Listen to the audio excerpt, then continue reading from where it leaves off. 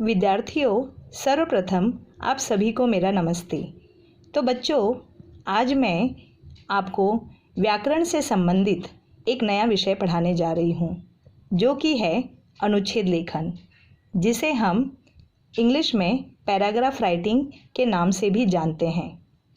अनुच्छेद लेखन का अर्थ है किसी एक भाव या विचार पर सोच समझकर लिखा गया लेख ही अनुच्छेद कहलाता है। अब आप सोचेंगे कि निबंध और अनुच्छेद में अंतर क्या है। तो बच्चों, निबंध में हम अलग अलग अनुच्छेदों यानी पैराग्राफ में अलग अलग भाव को व्यक्त करते हैं, लेकिन अनुच्छेद में किसी एक ही विषय के एक ही पहलू पर विचार किया जाता है। तो आइए देखते हैं, आपको जो मैंने अनुच्छेद लेखन लिखने के लिए दिया है वो है दिए गए विषय पर सहायक शब्दों की सहायता लेकर 10-12 पंक्तियों में अनुच्छेद लिखिए। 10-12 पंक्तियों का अर्थ है 10 से 12 वाक्य होने चाहिए।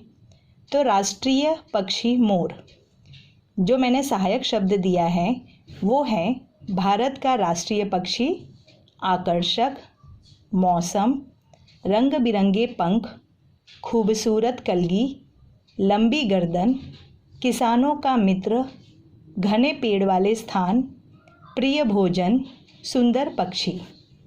मोर भारत का राष्ट्रीय पक्षी है। यह दिखने में बड़ा ही आकर्षक लगता है।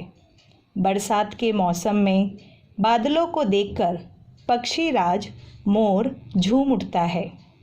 अपने रंग बिरंगे पंखों को फैलाकर जब यह नाचता है तो मोरनी के साथ साथ सभी इसके नृत्य के दीवाने हो जाते हैं। मोर के सिर पर एक चमकीली रंग बिरंगी खूबसूरत कलगी होती है तथा इसकी लंबी गर्दन नीले मखमली रंग की होती है। मोर नुकसानदायक कीट पतंगों को खा जाता है, इसलिए इसे किसानों का मित्र भी कहा जाता है। ये अक्सर घने पेड़ों वाले इलाकों में रहना पसंद करते हैं और भावनात्मक तौर पर भारत के गांवों में इन्हें जो स्नेह दिया जाता है, इसके तहत ये निडर होकर गांव की गलियों में घूमते दिखाई देते हैं। इनका प्रिय भोजन अन्न के दाने, कोमल तने व पत्ते, कीड़े, सांप, छिपकलियाँ आदि हैं। इनके अतिरिक्त कई गुणों के कारण भी मोर को सुंदर पक्षी माना जाता है। और बच्चों, ये भी आप ध्यान में रखिए कि यदि आपको अनुच्छेद लेखन में अच्छे अंक चाहिए तो आप इसमें कविता की पंक्तियाँ, मुहावरे या प्रभावशाली शब्दों का प्रयोग भी कर सकते हैं। जैसे कि अब ये ले लिया मैंने राष्ट्रीय पक्षी मोर, तो मोर पर अगर आपको कविता की पंक्तियाँ लिखनी है तो आप 3-4 लिख सकते हैं।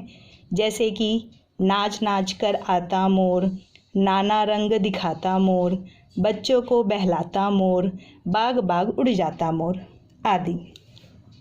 अब मैंने जो आपको गृह कार्य दिया है वो है राष्ट्रीय फूल कमल, जिसके सहायक शब्द हैं भारत का राष्ट्रीय फूल, खिलने का स्थान, लक्ष्मी देवी का वास, उपयोगिता, प्रतीक मानना, सूर्योदय के साथ खिलना, सुंदरता, रंग, पंखुड़ियों की कोमलता, पत्तियाँ और प्रिय। तो बच्चों, ये ज़रूरी नहीं है कि आप इन्हीं सहायक शब्दों के साथ ही वाक्य बनाएं। यदि आपके स्वयं के भी वाक्य अगर आप लिखना चाहते हो तो आप लिख सकते हो। अब इसे मैं थोड़ा सा ही बताना चाहूँगी कि भारत का राष्ट्रीय फूल, तो भारत का राष्ट्रीय फूल कमल माना जाता है। खिलने का स्थान, तो यह तालाबों तथा कीचड़ भरी जगहों में पाया जाता है। और लक्ष्मी देवी का वास, तो इस फूल पर लक्ष्मी जी विराजमान रहती हैं, जिसके कारण इन्हें धन का प्रतीक भी माना जाता है।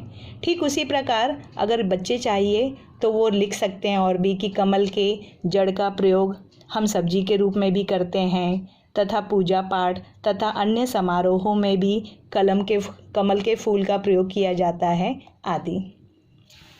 तो इसी के साथ अनुच्छेद लेखन मैं समाप्त करती हूँ। धन्यवाद।